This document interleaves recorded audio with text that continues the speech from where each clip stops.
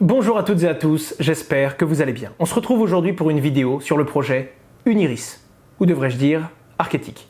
La particularité de cette vidéo, c'est qu'Uniris est assez connu depuis un petit moment. C'est une start-up française, on en a entendu parler sur différents médias crypto, mais je me suis rendu compte que ce qu'on entendait n'était que la surface de l'iceberg qu'est Uniris. On va revenir évidemment sur les bases, mais ensuite on va zoomer plus particulièrement, non pas sur leurs compétences dans le monde de la biométrie, et j'y viens, mais bien sur leurs compétences dans le monde de la blockchain. Là où je pensais qu'ils utilisaient la blockchain pour mettre en valeur leurs connaissances dans le monde de la biométrie, en réalité, ils ont également innové dans la blockchain. Et c'est ce qui va nous intéresser aujourd'hui.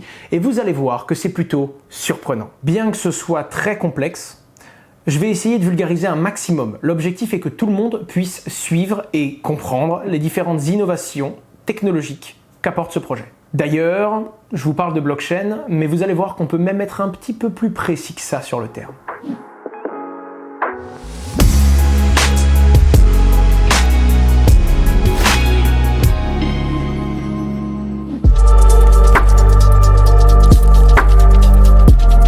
Alors déjà, Uniris, qu'est-ce que c'est ?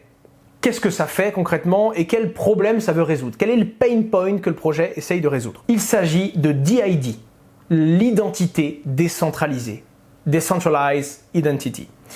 La particularité, c'est l'authentification. Comme vous le savez, que ce soit sur la blockchain, que ce soit sur Internet, en général, quand on va s'identifier, on a besoin de prouver qui nous sommes. Généralement, c'est un email, un mot de passe. Quand c'est un site sécurisé, en plus de son mot de passe, on peut avoir un SMS sur son téléphone ou alors un double authenticateur qui nous donne un code et qui permet de valider, en plus de notre mot de passe, que nous sommes bien nous, finalement. L'objectif d'Uniris, c'est d'aller encore plus loin. C'est que vous n'ayez plus besoin d'autre chose pour vous identifier que d'être vous-même. C'est l'objectif final. Et ils vont donc utiliser leurs compétences et leurs connaissances dans le monde de la biométrie. La biométrie signifie littéralement la mesure du vivant, c'est-à-dire tout ce qui va dépendre directement de l'être que vous êtes. Alors on connaît évidemment l'empreinte digitale, on connaît évidemment, on a déjà vu des scanners qui scannent les visages, qui scannent les yeux, qui permettent de s'identifier. Là, ils ont été un petit peu plus loin. En tout cas, leur objectif à eux, finalement, c'est de pouvoir, grâce à la personne que vous êtes actuellement, vous identifier partout, même sur Internet. Et à ce moment-là, plus de mots de passe que vous pouvez perdre, plus de comptes que vous pouvez oublier, il vous suffira d'être vous-même pour pouvoir accéder à tout ce qui vous appartient et tous les comptes que vous avez créés. Et tout cela, simplement en utilisant votre doigt. Et ça repose pas simplement sur l'empreinte de votre doigt. Ici, ils ont été beaucoup plus loin. On vous parle de l'empreinte de votre réseau veineux, qui dégage une signature unique, qui est la vôtre. Cette vraie expertise chez Uniris se trouve vraiment dans deux types de technologies différentes. Premièrement, la biométrie, et ils ont déposé plusieurs brevets dans ce domaine-là, je vous les affiche tous à l'écran. Vous avez également des brevets qui reposent à la fois sur la biométrie mais sur la compétence de décentralisation et de blockchain également. Et pour finir, des brevets qui reposent que sur la blockchain. C'est vraiment deux expertises qui habitent les équipes d'Uniris et qui ont permis de développer ces différentes technologies. Vous vous en doutez bien, on va zoomer particulièrement sur le côté blockchain et décentralisation de ce projet aujourd'hui. Je serai peut-être youtubeur dans la biométrie une autre fois, mais pour l'instant, concentrons-nous sur la technologie qui nous intéresse. Juste un petit point quand même. Rien que le fait de savoir déposer un brevet, ça a de la valeur. En tout cas, je sais que certains VC qui cherchent à investir dans des startups savent que c'est une vraie compétence de savoir déposer un brevet. Pour deux raisons. La première, c'est un certain processus rigoureux pour déposer un brevet et l'enregistrer. La deuxième chose, c'est que pour déposer un brevet, il faut par définition innover. Car si on veut déposer quelque chose qui existe déjà, on ne peut pas déposer le brevet. On ne peut pas breveter quelque chose qui a déjà été breveté et qui existait déjà avant ça. Donc non seulement c'est une compétence, mais c'est également une reconnaissance sur l'innovation que l'on a apportée dans un certain domaine ou dans une certaine technologie. C'est donc 12 brevets qu'ont Uniris à l'heure actuelle sur ces deux socles technologiques. Donc l'idée concrètement, c'est que vous soyez votre propre clé privée, du coup la signature qui permet de vous identifier et qu'avec ça vous puissiez tout faire. Que ce soit accéder à votre wallet, dépenser de l'argent, faire des transactions et encore mieux, dans l'idéologie finale d'Uniris, c'est pas simplement s'identifier, mais c'est également pouvoir surfer en toute sécurité sur un Internet de confiance. Un Internet où on sait qui est en face, un Internet où on n'a plus besoin de donner certaines informations pour pouvoir prouver qui nous sommes et qui nous permet de sécuriser à la fois nos fonds, mais également nos communications et notre interaction avec le web en général. Le pain point qu'ils veulent résoudre est donc l'identification, mais leur vision globale, c'est apporter encore plus de confiance dans la communication que nous avons avec tout ce qui est virtuel, tout le monde d'Internet qui a de plus en plus plus de place dans nos vies chaque jour. Et à ce moment-là, un Internet décentralisé devient possible. Juste avant d'aller plus loin, il faut que je définisse la différence entre deux choses. Uniris n'est pas Arketik. Arketik, c'est la technologie décentralisée et le réseau qu'Uniris est en train de construire. Un petit peu comme Consensus développe aujourd'hui le réseau Ethereum. C'est décentralisé. Malgré tout, il y a un noyau qui le développe et surtout, il fallait bien qu'au départ, quelqu'un ait l'idée et développe les premières solutions. L'objectif d'Arketik étant donc aujourd'hui d'être un produit d'Uniris, mais petit à petit de devenir une organisation autonome et décentralisée, dont différentes personnes, notamment ceux qui utilisent le réseau, mais on va définir ça ensemble tout à l'heure, vont pouvoir développer, voter pour le faire évoluer et pour, plus globalement, gouverner ce réseau décentralisé. Maintenant que toutes ces bases sont posées, on va essayer d'illustrer autre chose. Il ne s'agit pas réellement d'une blockchain. En tout cas, si on veut être beaucoup plus précis, Arketik est une transaction chain. Dans les blockchains qu'on connaît aujourd'hui, on va prendre l'exemple de Bitcoin ou d'Ether, qui utilisent le Proof of Work. C'est un système de chaîne de blocs. Pour le coup, jusque-là, je pense que tout le monde est à jour là-dessus. C'est-à-dire qu'on va prendre un bloc dans lequel on va mettre des informations. Et quand le bloc sera plein, on va passer au bloc d'après. Et on va rajouter encore des transactions dans le bloc d'après jusqu'à ce qu'il soit plein, etc., etc. Dans chaque bloc, on va faire rentrer toutes les transactions. Monsieur A envoie de l'argent à Monsieur C. Madame B envoie de l'argent à Monsieur E, etc., etc. Ce qui permet à la blockchain, en gros, d'écrire une nouvelle page de son histoire, de mettre à jour son historique en déplaçant les derniers bitcoins qui ont été envoyés et en réalisant les dernières transactions qui ont été demandées. Et quand ce bloc est rempli, on passe systématiquement à celui d'après. Sur la blockchain d'Uniris, chaque transaction est un bloc. C'est là que ça devient compliqué. En gros, un bloc n'est constitué que d'une seule transaction. Et chaque entité sur la blockchain a sa propre chaîne. C'est-à-dire que ce n'est pas une chaîne globale de toutes les transactions et de toutes les actions qu'il y a sur le réseau, mais c'est bien une blockchain générale qui va venir et qui va, en gros, hiérarchiser et maîtriser plein, quand je dis plein, je vous parle d'énormément de chaînes, mais chaque utilisateur, chaque smart contract va avoir sa propre chaîne. C'est-à-dire que si on regarde dans la blockchain d'Uniris, eh bien, Monsieur A a sa propre blockchain dans laquelle on voit toutes ses interactions. Et s'il fait une transaction à Monsieur B et qu'il envoie quelque chose à un autre utilisateur, eh bien, Monsieur B a sa propre chaîne et on voit la transaction qui part d'une chaîne et qui arrive sur une autre. Ce qui fait beaucoup plus de chaînes de transactions également, mais qui, quand c'est bien hiérarchisé, va permettre de faire beaucoup plus de choses. Alors là, vous allez me dire, ok, mais comment ça, plus de choses? Parce que je comprends le concept. Je vous mets d'ailleurs quelques illustrations qui vous montrent un petit peu la différence entre par exemple Bitcoin et Uniris. Finalement, ça sert à quoi? Eh bien, c'est pour des soucis de scalabilité principalement. Dans le réseau Bitcoin, ou même dans le réseau Ether, imaginez qu'on a créé Internet tout entier basé sur cette blockchain. On doit attendre le bloc d'après pour continuer à avancer. C'est-à-dire que si moi je cherche à me connecter, donc j'envoie simplement une information pour prouver qui je suis et me connecter à un site internet basé sur la blockchain, en parallèle de moi il y a peut-être quelqu'un qui est en train de faire un achat sur la blockchain quelque part dans le monde, et en parallèle de moi il y a peut-être d'autres personnes qui sont en train de se faire une transaction et d'envoyer de la crypto-monnaie d'un point A à un point B.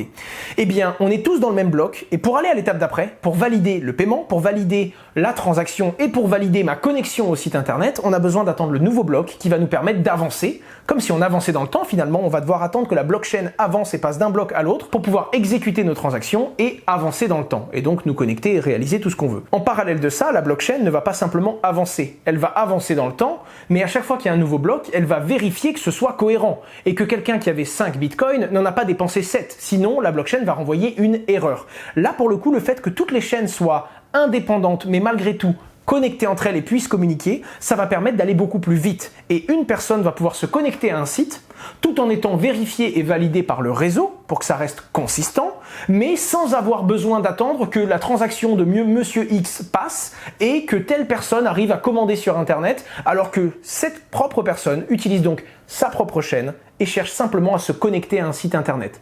Ce qui va donc permettre d'utiliser la technologie de la blockchain, mais grâce à une multitude de transaction chains, on va pouvoir avancer plus vite et utiliser un modèle qui est plus scalable. En gros, la transaction de quelqu'un ne va pas interférer avec les transactions des autres, bien que la blockchain va malgré tout vérifier la consistance de l'intégralité du réseau pour ne pas permettre à quelqu'un d'abuser totalement de ce système. Et pour que les erreurs, si quelqu'un arrive à trouver une faille, à, par exemple, dépenser 2 fois la même crypto-monnaie, soient remontées et soient totalement bloquées par cette technologie. Ces différentes chaînes sont organisées et gérées par 2 entités. La première entité, c'est une beacon chain. En réalité, il y en a plusieurs, mais la Beacon Chain, elle, ce qu'elle fait, c'est gérer l'intégralité du réseau. En gros, tous les jours, elle va faire un snapshot du réseau, un peu comme une photo, si vous voulez. Actuellement, c'est à minuit, ça pourra changer plus tard, c'est encore en testnet. Actuellement, le snapshot va permettre de prendre l'état du réseau et de comprendre réellement les besoins de ce réseau. Globalement, est-ce que le réseau a besoin de 100 transactions par seconde ou plutôt de 500 transactions par seconde? En fait, ça va simplement prendre conscience de tout ce qui est en train de se passer et des ressources dont a besoin le réseau pour fonctionner correctement. Pour subvenir aux besoins de ce réseau, la Beacon Chain va remonter une information qui va permettre de manager le nombre de validateurs et d'être certain que l'on fournit des ressources informatiques suffisantes à toutes ces transactions et au bon fonctionnement de ce réseau. La deuxième entité, c'est les Network Chains. Ce sont plein de chaînes de transactions, comme vous venez de le comprendre, mais il y a également, par exemple, les oracles. Vous devez probablement connaître Chainlink, qui est connecté à la blockchain Ether, qui est son oracle, et qui lui permet d'aller chercher des informations du monde réel, comme par exemple le prix d'une action en bourse, comme par exemple la météo, la température, le retard d'un avion dans un système aéronautique, etc., etc. Ça va permettre de créer plein de chaînes différentes qui vont toutes s'articuler dans le cœur même du réseau Arketic. Ces deux blockchains ensemble vont non seulement assurer le bon fonctionnement du réseau, et la seconde blockchain, elle, va toujours faire en sorte que le réseau et les fameuses network chains aient suffisamment de ressources pour fonctionner rapidement. Maintenant, on va voir comment fonctionne la validation d'une transaction dans ce système. La plupart des blockchains ont un certain TPS, le nombre maximum de transactions par seconde. D'ailleurs, comme ça a été l'une des lacunes de Bitcoin, entre 3,6 transactions par seconde pour le Bitcoin et à peu près une vingtaine pour le réseau Ether, en ce moment, c'est la course à qui est la plus grande. Et globalement, toutes les blockchains essayent de dire « moi j'en gère 10 000, 20 000, 50 000, 100 000 », mais finalement, si ton réseau peut gérer 100 000 transactions par seconde, mais qu'il y a 50 transactions réelles qui sont exercées sur ton réseau, ça sert à rien d'avoir une grosse capacité si tu ne l'utilises pas. Bien au contraire. Pour vous donner un ordre d'idée, sur le nouveau réseau Ether, on est en train de passer sur un réseau en Proof of Stake, il y a déjà 3,4 millions de validateurs sur le réseau Ether. Aujourd'hui, sur le réseau d'Uniris, un validateur permet de faire 100 transactions par seconde.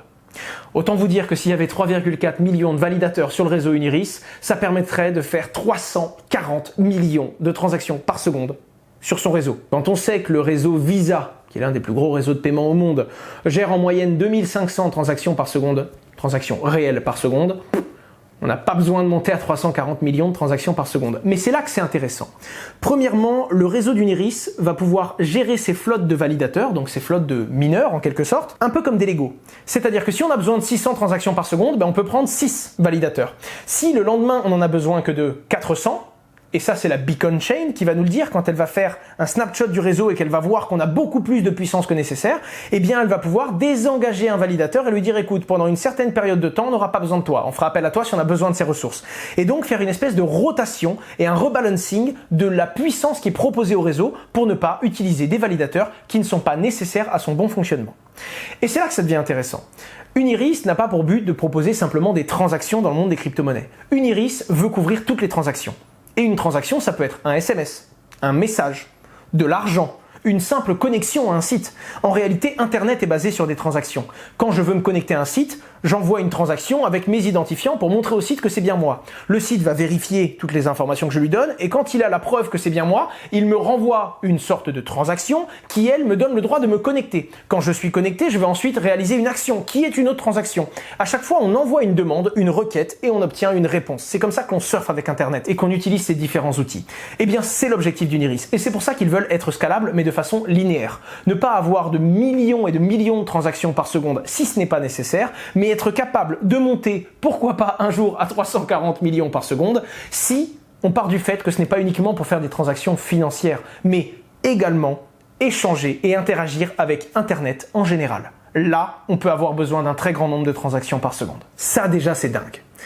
Et de le voir, c'est tellement différent de ce qu'on peut voir de certaines blockchains que ça me plaît, tout simplement. Parce que c'est quelque chose de revisité, c'est différent. On a pris un angle qui est vraiment autre que celui qu'ont choisi la plupart des technologies et la plupart des blockchains à l'heure actuelle. Et c'est ce qui me plaît beaucoup dans cette technologie. Comme on est aux prémices, comme on est en train de construire la base et les socles qui vont être adoptés et utilisés par les autres blockchains et les autres crypto-monnaies qui vont se créer à l'avenir, naturellement, on a besoin de personnes qui innovent et qui explorent des nouvelles façons de faire, des nouvelles méthodes. Et naturellement, d'ici 10, 15, 20 ans, on utilisera quelques technologies, celles qui ont traversé les âges, celles qui ont été les plus pertinentes, les plus efficaces et les plus intelligemment construites. De plus, grâce à la Beacon Chain, non seulement on va sélectionner certains validateurs et en désélectionner d'autres si on n'a pas besoin de leur puissance, mais c'est pas uniquement pour de la puissance et pour de l'efficacité. En gros, c'est pas que pour de la performance. Il y a aussi, et ça m'a plu parce que je reprends les mots d'Arnaud qui travaille chez Just Mining, qui a bossé avec moi sur ce script, et qui me dit c'est la première fois que je vois une blockchain intelligente autrement que techniquement. Puisque la transaction chain archétype ne va pas simplement choisir des validateurs de par leur pertinence et leur rapidité, leur connexion au réseau. Elle va également regarder leur position géographique pour être sûr que ce n'est pas non seulement un validateur qui s'empare de toutes les transactions et donc de toutes les commissions, mais également pour être sûr que ce n'est pas tout le temps le même validateur dans la même ville qui va profiter du réseau. Comme vous le savez, la décentralisation, c'est très important. Et beaucoup de gens ont peur d'une attaque 51. Que quelqu'un arrive à avoir tellement de puissance de calcul qu'il puisse lui-même mentir au réseau et par exemple, après avoir dépensé 2 fois les mêmes bitcoins, dire à la blockchain, il n'y a pas de souci, tu peux continuer à fonctionner correctement. Eh bien, c'est ce qui fait le plus peur. Là, pour éviter ce genre de choses, en plus d'une sélection aléatoire basée sur de la performance, être sûr que le validateur arrivera à sécuriser la transaction en un temps suffisant pour faire tourner le réseau à plein régime, en plus de ça, on va sélectionner des validateurs qui sont positionnés à différents endroits, ce qui limite énormément de risques, les risques systémiques qui peuvent venir de la politique, de pays qui peuvent être interdits, le fait que quelqu'un soit sélectionné lui-même plusieurs fois, même si quelqu'un voudrait avoir 51% du réseau, il faudrait qu'il ait 51% du réseau un peu partout dans le monde parce qu'il sait que le réseau va choisir de façon aléatoire des serveurs et des validateurs qui se trouvent à la fois dans ce pays, mais tout de suite après, dans un autre, à l'autre bout de la planète et qui va aller taper dans les différents continents. Et ça, c'est intéressant. Toute dernière chose, et je vais pas faire toutes les déclinaisons de techniquement pourquoi cette transaction chain est intéressante. Après, on va passer à la gouvernance et à plein de choses qu'ils ont vraiment bien pensé. Il y a une chose qui m'a plu dans les transactions. Vous le savez, quand on ouvre un compte sur la blockchain, on a une clé publique et une clé privée. Sa clé publique, c'est un peu comme son RIB, c'est son adresse, les gens peuvent nous envoyer de l'argent. D'ailleurs, des fois, on ne sait pas qui est derrière une clé publique, mais on peut quand même la regarder dans la blockchain parce que c'est transparent. C'est le cas d'ailleurs des comptes de Satoshi Nakamoto, le créateur de Bitcoin. Il y a toujours 5 comptes avec 50 000 Bitcoins par compte qui n'ont jamais bougé depuis la création. On sait que c'est Satoshi Nakamoto derrière, mais on ne sait toujours pas qui il est. Par contre, on peut voir dans la blockchain ses comptes. C'est ce qu'on appelle une clé publique. La chose qui est très intéressante avec ça, c'est que tout le monde peut le voir, mais si on veut dépenser de l'argent qu'il y a sur ses comptes, là, c'est à la blockchain qu'on va devoir s'adresser et la blockchain va nous dire « Donne-moi ta clé privée, ton mot de passe, ce que je t'ai remis le jour où tu as créé ta clé publique. » Et à ce moment-là, seul le propriétaire du compte peut dépenser de l'argent. Le problème, c'est que chaque clé publique est associée à une clé privée, et donc, mathématiquement, même si aujourd'hui, dans les adresses blockchain, c'est infaisable techniquement, on peut brute forcer ce mot de passe, cette fameuse clé privée. C'est-à-dire tester toutes les combinaisons possibles jusqu'à trouver, grâce à une puissance informatique, le mot de passe parfait qui va nous permettre de prouver à la blockchain que nous sommes bien derrière cette adresse et dérober les fonds. Eh bien, Uniris innove également sur cet angle. C'est-à-dire que dès que vous allez utiliser une clé publique, dès que vous allez faire une transaction, ça va automatiquement générer un dérivé de cette clé publique. C'est-à-dire que si vous faites une deuxième transaction tout de suite après, vous n'avez pas utilisé le même compte. Évidemment, vous avez utilisé la même application, c'est pas contraignant pour vous, vous n'avez pas à vous déconnecter, vous reconnecter à chaque fois. Mais ce que je veux dire, c'est que quand vous faites une transaction, à l'instant où votre adresse publique s'affiche dans la blockchain, elle est déjà obsolète, puisque ça vous en a régénéré une nouvelle, et à ce moment-là, ça a naturellement décliné également votre clé privée, et si quelqu'un essayait de trouver votre clé privée et tester toutes les combinaisons possibles, il ne pourrait jamais la trouver parce qu'elle évoluerait de façon constante, un renouvellement, qui malgré tout garde un lien de causalité, car ce n'est pas juste une autre adresse qu'on vous sort du néant, c'est bel et bien une dérivation. On va hacher votre première clé publique pour aller à une seconde, ce qui vous permet à vous d'utiliser en gros tout le temps le même mot de passe, parce que bien que votre clé privée change, vous allez simplement utiliser la même dérivation systématiquement. Donc c'est compliqué pour quelqu'un qui veut trouver votre clé privée, mais pas pour vous de l'utiliser, en tout cas pas plus qu'avant. C'est incroyable ce que c'est passionnant, ce qu'ils ont fait, c'est dingue.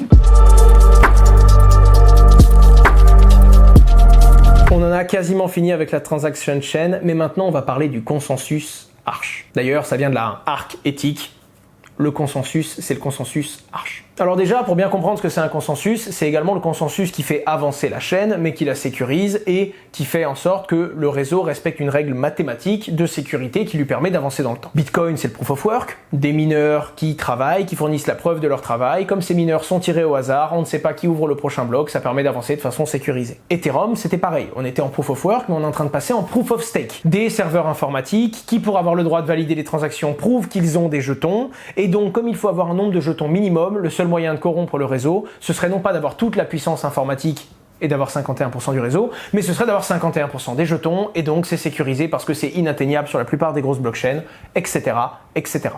Là, c'est encore différent. Alors déjà, pourquoi le consensus s'appelle Arch?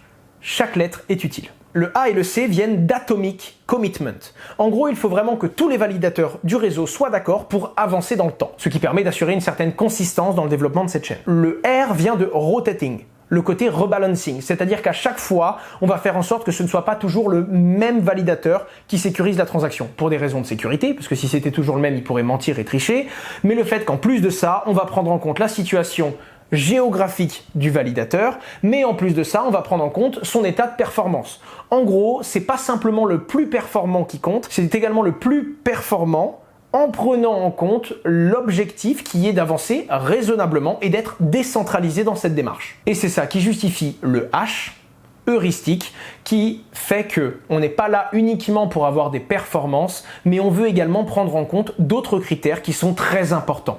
La sécurité et la décentralisation. On a presque fait le tour techniquement. En réalité, non, pas du tout. Vous pouvez creuser encore et encore, et puis on pourrait même faire une deuxième vidéo complète, rien que sur leurs avancées et leur travail sur la technologie biométrique. On va s'intéresser à un dernier point, c'est la gouvernance Arketic. Alors vous l'avez compris, Arketic est aujourd'hui développé par Uniris, mais finira comme une DAO, comme un système totalement indépendant, et ce sont les gens qui utiliseront et qui développeront ce réseau qui pourront prendre des décisions pour le faire évoluer. Maintenant, on va voir comment ça marche. Et là, je vais me référer à quelques petites notes pour être sûr de ne pas vous dire de bêtises. Actuellement, c'est 8 pôles de prise de décision qui vont définir et diriger le développement d'Arketic et donc cette DAO. Ces 8 pôles sont les suivants. Les mineurs, donc les validateurs, auront leur mot à dire. Les utilisateurs et les détenteurs de tokens auront également leur mot à dire sur le développement et les prises de décision de cet écosystème. La fondation qui aura un président qui ne fait pas partie de l'équipe d'Uniris, donc qui sera la fondation qui, elle, veillera au développement de cet écosystème, notamment la plupart du temps qui proposera des attributions de budget et de tokens pour qu'on puisse développer X ou Y fonctionnalités.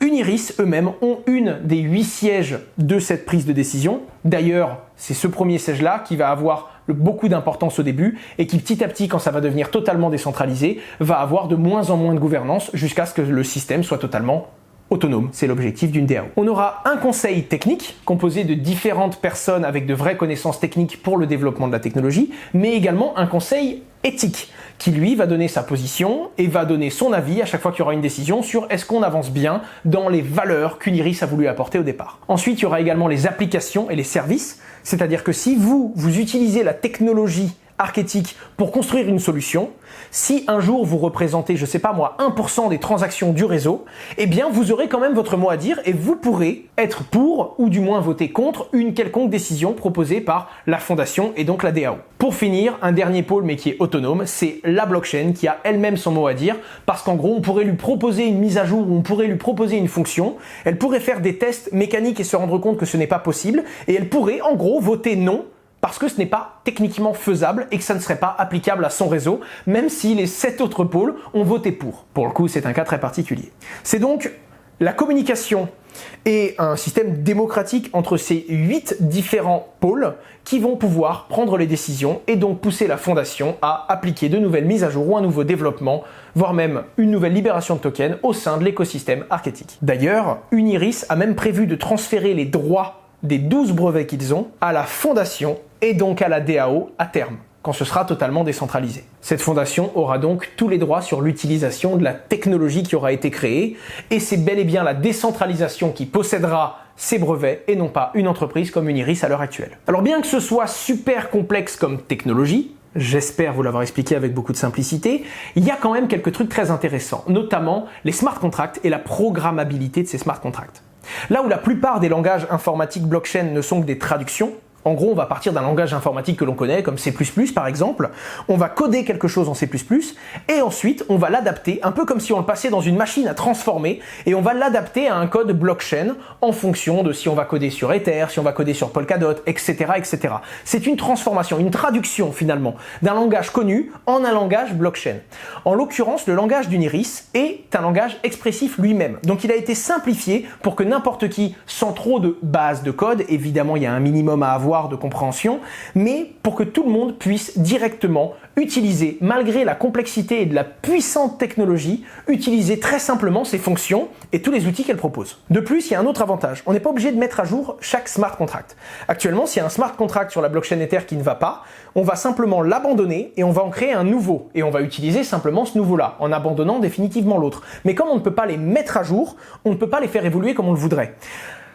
Vous vous souvenez quand je vous ai parlé des transactions qui naturellement allaient évoluer, qui allaient changer d'état, puisque chaque nouvelle transaction va redéfinir de par une déclinaison de la clé publique de cette transaction, va redéfinir son propre état. Eh bien c'est pareil pour un smart contract. Si on veut le faire évoluer, dans la transaction qu'on va lui faire exécuter, on aura simplement à lui dire, en plus d'exécuter, tu vas reprendre une nouvelle forme et maintenant tu vas répondre à tel et tel critère à ton prochain usage. Et donc on va pouvoir, sans avoir à supprimer un smart contract et en réutiliser un nouveau, sans avoir finalement à en réémettre un, comme il va lui-même changer son état à chaque utilisation, on va pouvoir mettre à jour très facilement un smart contract, que ce soit pour régler un problème ou que ce soit pour apporter une nouvelle fonctionnalité. Et ça, je l'ai vu dans très peu de blockchains.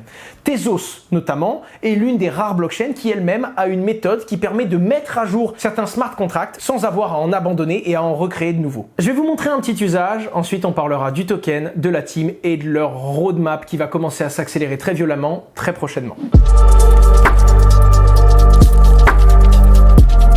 Alors je vous montre juste un petit usage, il s'agit de l'Internet décentralisé. Actuellement, Uniris est encore en testnet sur ce réseau-là. Malgré tout, c'est intéressant de le voir. Comme vous le voyez, grâce à sa clé publique et à son identifiant, il va pouvoir dire au réseau et en gros justifier son identité. Et grâce à cette identité, il va pouvoir accéder à un réseau décentralisé. Il a pu simplement s'identifier uniquement avec son DID, donc son identité décentralisée. C'est un très simple exemple des milliers d'usages que l'on pourra mettre en œuvre. Et évidemment, c'est un socle technologique. C'est donc maintenant que ça va commencer. C'est maintenant qu'il va falloir construire sur cette technologie. Et de la même façon, ce genre de révolution ne se font pas en 2 ans. On n'est pas simplement sur un objectif de réaliser quelques transactions sur une chaîne. On est sur l'objectif de créer une base solide, sécurisée. Et vous savez que dans le mot sécurisé, il y a l'âge qui rentre en compte et l'usage. C'est que quand on utilise très longtemps et très longuement quelque chose, qu'on finit par découvrir ses failles, que l'on va pouvoir construire l'Internet de confiance, Internet of Trust, comme il l'appelle, pour ensuite pouvoir construire de nouvelles applications et aller encore plus loin. C'est donc évidemment un projet qui s'accompagne sur le très long terme et leur objectif n'est non pas de modifier et de faire évoluer quelque chose d'Internet aujourd'hui, mais bien de révolutionner la base même sur laquelle on a été construire ces différents systèmes, ces différentes applications et nos façons à nous de nous identifier sur Internet.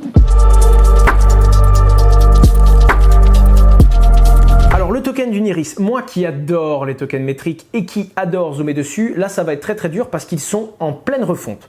C'est-à-dire que les tokens métriques annoncés par le projet de base, qui devait être de 10 milliards de tokens, il n'y en aura jamais 10 milliards. Ils sont en train de totalement refaire. D'ailleurs à la base Uniris avait lancé son token, son projet, mais ne pensait pas du tout à créer quelque chose d'aussi large qu'une DAO qui va devenir totalement décentralisée, qui sera contrôlée par la communauté et dont la supply même et donc la libération des nouveaux jetons Uniris vont être votés et décidé par la fondation et non pas par l'équipe dirigeante actuelle. L'objectif était de réaliser différentes levées de fonds. À chaque fois, c'est la même chose. On récupère de l'argent des investisseurs et en fonction de l'argent qui a été récupéré pour développer le projet, on libère des jetons. Eh bien, lors de la toute première levée, Uniris a émis 250 millions de tokens UCO. Comme le marché était favorable, le token a été listé, il a commencé à prendre de la valeur et Uniris s'est rendu compte qu'il n'était pas du tout nécessaire de libérer autant de jetons que les 10 milliards qui étaient prévus à la base.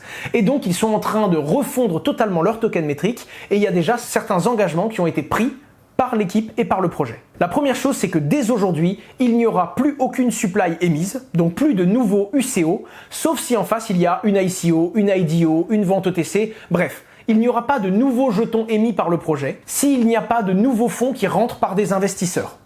C'est d'ailleurs ce qui fait très peur, qu'un projet libère ses jetons alors qu'il n'y a pas de nouveaux investisseurs, le projet va vendre les jetons au marché, récupère de l'argent et ça fait baisser méchamment le prix. Le projet a déjà pris cet engagement publiquement vis-à-vis de sa communauté. D'ailleurs, sur les 250 millions de jetons émis, qui devraient normalement déjà être en circulation, il n'y en a que 215 millions. Parce que des investisseurs qui ont acheté et qui ont obtenu des UCO dès le début n'ont même pas encore été les récupérer sur la plateforme. C'est une communauté qui aujourd'hui ne vend pas. Il y a encore très peu de holders. On est à peu près 2000 personnes détenant des tokens UCO dans le monde. Pour vous dire à quel point on est au début. Et ça doit également vous alerter, comme on est au début, c'est maintenant qu'il peut y avoir des belles opportunités, tout simplement parce que c'est maintenant que les gens vont prendre le plus de risques. Quelqu'un qui achète le token maintenant, c'est quelqu'un qui a conscience que c'est un vrai risque, c'est un pari sur l'avenir et sur du long terme. Faites donc attention, le but n'étant pas du tout de vous hyper, comme dans la plupart de mes vidéos, j'essaye de vous parler d'une technologie, quelque chose de différent qui me plaît et qui me donne cette énergie que j'aime tant dans la blockchain. Maintenant, il y a des bons projets qui ont des tokens qui s'en sortent pas et il y a des très très bons tokens qui sont devant de très mauvais projets. Gardez bien ça en tête, ceci est un disclaimer, l'objectif est toujours que vous preniez le temps de faire vos propres recherches et surtout que vous n'alliez pas FOMO à acheter n'importe quoi, n'importe comment sans réfléchir, sachant que dans une mission qui va prendre autant de temps, des opportunités, vous en aurez. Ne vous précipitez pas. D'ailleurs, au passage, je vous mets un petit lien dans la description qui vous permet d'aller voir la supply actuelle d'Uniris. C'est un petit lien qui vous envoie sur une page web très simple, très brute et qui vous sort un chiffre, c'est le nombre de tokens en circulation en temps réel. En plus de ces engagements-là, ils ont également pourvu de créer le modèle Uniris de façon déflationniste pour que certaines transactions viennent réduire les nouveaux UCO générés et pour limiter le nombre de tokens qui pourraient exister et donc créer une certaine rareté sur ce jeton. Pour finir, la circulating supply qui ne sera pas libérée et que le projet pourra sur un simple code libérer à la communauté sera mis directement à la responsabilité de la DAO. C'est-à-dire qu'il y aura une partie des UCO qui ne seront pas libérés, mais qui ne seront pas entre les mains d'Uniris, le projet qui pourra à tout moment les libérer, mais qui seront bel et bien mis dans la fondation et donc dans l'organisme décentralisé, qui permettra à la communauté, mais vous l'avez compris, aux 8 organismes qui se réunissent pour prendre les décisions, de libérer des UCO afin d'avoir de l'argent et donc d'avoir des moyens si jamais le besoin se présente. Mais il faudra avant ça faire voter la communauté et donc obtenir un accord communautaire et décentralisé.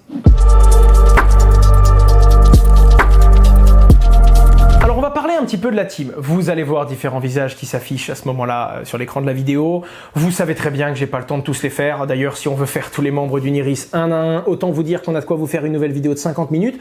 Mais je vais quand même jeter un petit coup d'œil à 2-3 profils intéressants. Évidemment, son CEO. Toute start-up ou jeune initiative se doit d'être perçue à travers le prisme de son fondateur. C'est ses valeurs à lui et sa façon de faire qui vont en dire beaucoup pour le développement du projet, en tout cas dans un certain stade. En l'occurrence, on a Sébastien, qui est le CEO et cofondeur d'Uniris. Bon, HEC Paris, école polytechnique, vous savez que je suis quelqu'un qui juge vraiment sur les compétences brutes et non pas sur le CV, mais là quand même, ça valait le coup qu'on le note. De la même façon, 3 ans chez Thales, en tant qu'expert de sécurité. Donc il a une vraie compétence technique là-dessus et surtout, et là c'est notable, 10 ans chez Orange. Tout ce qu'il a fait chez Orange en 10 ans, notamment Orange Money, qui a été l'une de ses plus grosses initiatives, à la base, Orange allait mettre 10 millions d'euros de budget sur cette initiative. Aujourd'hui, ça représente plus de 4 milliards. Autant vous dire que si Orange avait prévu de mettre 10 millions et finit par injecter 4 milliards sur une initiative, c'est que c'est devenu totalement dément. D'ailleurs, aujourd'hui, il y a plus de 100 personnes et c'est pour ça que Sébastien a passé plus de 10 ans dans cette initiative. Après ça, il a tout plaqué pour fonder Uniris. Un autre profil intéressant, c'est Nilesh, le CEO, donc le Chief Operating Officer, le directeur des opérations et le cofondateur d'Uniris. Lui, autre profil, directeur des technologies de paiement chez Barclays, qui est une banque.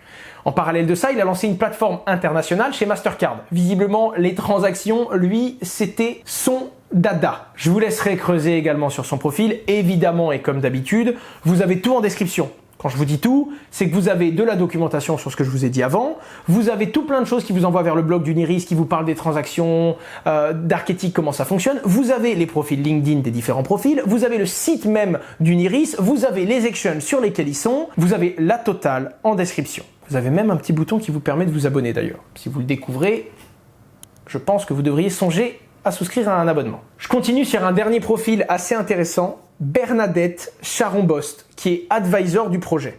Elle est chercheuse au CNRS. Oui, là, c'est clairement de la liste de data pure et dure. Oui, je lis, bien entendu.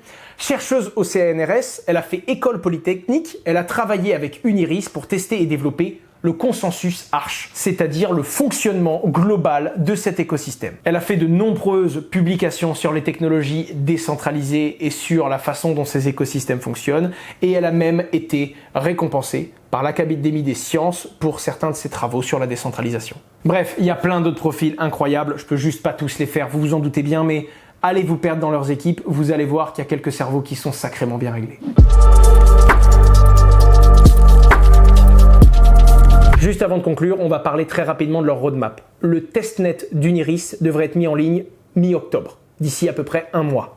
Donc tout ce que je viens de vous présenter, le réseau de tests qui permettra de tester cette technologie-là, sera en ligne d'ici à peu près 30 jours. C'est seulement en décembre, actuellement début décembre, mais bon, comme toute grosse innovation technique, il peut y avoir des décalages, il peut y avoir des retards. L'objectif serait de lancer le mainnet d'Uniris en décembre 2021. Et à ce moment-là, avoir les premiers usages réels construits sur le réseau Arketic. Et c'est à ce moment-là que tout le monde va pouvoir commencer à venir s'amuser et à bidouiller ses propres smart contracts et créer ses propres usages. De toute façon, on le sait bien, c'est quand on remet une technologie décentralisée entre les mains de sa communauté que l'on commence à voir plein de projets arriver et plein de constructions apparaître sur cette base. Les amis, je pense avoir fait le tour. Alors non, j'ai pas fait le tour de tout, vous l'avez bien compris, et franchement, je pense que je pourrais refaire une vidéo d'une heure dessus. Mais il y a quand même quelque chose à sortir. Il s'agit de vraie révolution. On va tester de nouvelles choses dans un nouvel angle, mais c'est bien pensé. Ça a été tout simplement bien conçu et je pense réellement que ça va permettre de découvrir un nouveau pan de ce que l'on peut faire avec des chaînes de blocs ou de transactions, peu importe le nom qu'on leur donne. Et c'est ça qui me plaît énormément. On va vraiment explorer de nouvelles possibilités et pourquoi pas créer une blockchain qui a réellement la capacité d'accompagner toutes les interactions d'un monde aussi gigantesque qu'Internet. Malgré tout, attention, il y a un très faible volume et c'est la technologie qui me hype. Le jeton est encore en train d'être défini, les tokens métriques le sont également. N'allez pas vous jeter tête baissée sur le premier exchange ou sur Uniswap pour acheter des UCO. Gardez bien en tête qu'il y a peu de volume. La moindre personne qui achète un peu fortement et qui achète un assez gros volume peut faire augmenter le prix bêtement et naturellement ce prix va redescendre derrière. C'est l'usage qui apportera une vraie valorisation à ce jeton et donc c'est du court terme. Si vous foncez tous tête baissée sans réfléchir pour acheter de l'UCO au marché, vous allez simplement faire décoller son prix, vous allez le payer super cher et il va s'effondrer quelques jours après. Vous faites partie des premiers, les opportunités d'achat, il y en aura et c'est vraiment un long parcours du combattant que commence Uniris. C'est d'ailleurs pour moi l'une de leurs grosses faiblesses. Déjà, c'est des ambitions énormes. Toute personne qui a des ambitions énormes se doit d'avoir conscience que le parcours sera complexe. Première chose. Et deuxièmement, naturellement, quand on a une technologie aussi complexe, il est très dur de communiquer dessus. Il est très dur de le faire comprendre aux gens. C'est d'ailleurs pour ça qu'ils ont travaillé avec moi dans cette vidéo sponsorisée. L'objectif était vraiment de nous donner les moyens de creuser, et on a été plusieurs, hein. Merci à Arnaud, merci à Maxime et merci à tous ceux qui m'ont aidé sur ce script, pour vraiment comprendre la profondeur de leur technologie et voir le côté immergé de l'iceberg. Pour conclure en une image, ce qui me plaît beaucoup avec Uniris, c'est que par rapport à Bitcoin, il faut imaginer Bitcoin comme un moteur totalement soudé. Toutes les pièces du moteur sont soudées, toutes les pièces du moteur sont connectées. Et si on veut faire ne serait-ce qu'une seule mise à jour, il faut qu'on sorte tout le moteur, qu'on en fasse une copie en modifiant le truc qui ne nous convient pas, et qu'on remette le nouveau moteur en abandonnant l'ancien. Un hard fork en fait, tout simplement. Chez Uniris, chaque pièce est donc amovible. Chaque pièce peut être changée, modifiée et réintégrée sans avoir à remettre en cause ce moteur global qui va être Arketic et qui va être lancé d'ici la fin de l'année. La technologie me plaît bien, je sens bien ces équipes, mais c'est comme tout. Il y a des risques et je vous demande d'en prendre pleinement conscience, d'être responsable et d'être raisonné dans toutes vos décisions. Malgré tout, ça me plaît. Et le fait que ce soit français, ça me donne encore plus d'énergie, mais alors quand je creuse et que je me rends compte que c'est techniquement violent, je me devais de leur proposer un partenariat et de travailler avec eux.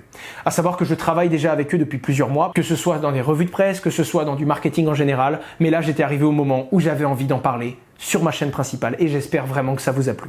Vous avez en description leur site internet, leurs réseaux sociaux, n'hésitez pas à aller les suivre et n'hésitez pas à rencontrer cette communauté folle qui est peut-être sur le point d'apporter leur pierre à l'édifice dans la définition des standards du monde de la blockchain que nous utiliserons d'ici quelques années. C'était Asher, j'espère vraiment que cette vidéo vous a plu, qu'elle était suffisamment claire pour que vous puissiez la comprendre. J'attends vivement vos retours en commentaire. N'hésitez pas à me dire comment améliorer mon contenu et n'hésitez pas, si vous connaissez très bien le projet, à complémenter encore plus ce sujet. Je remonterai les commentaires les plus pertinents pour que chaque personne qui regarde cette vidéo puisse aller se renseigner et enrichir encore plus ce contenu en regardant les premiers commentaires.